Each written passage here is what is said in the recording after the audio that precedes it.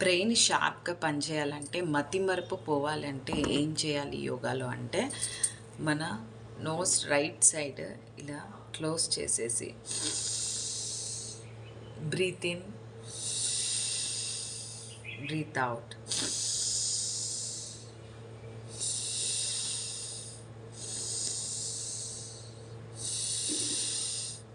ఇలా one side నుంచి అంటే మన లెఫ్ట్ నోస్ట్రిల్ నుంచి బ్రీత్ ఇన్ బ్రీత్ అవుట్ చేస్తే ఏంటంటే మతి మరపు పోతుంది, మర్చిపోవడం పోతుంది. చదువుకునే పిల్లలకి మంచిగా మెమరీ పవర్ బాగా అయిపోతుంది.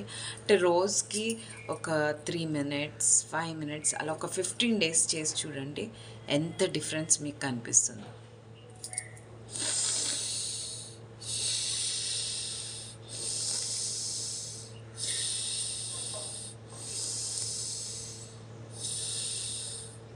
Thank you.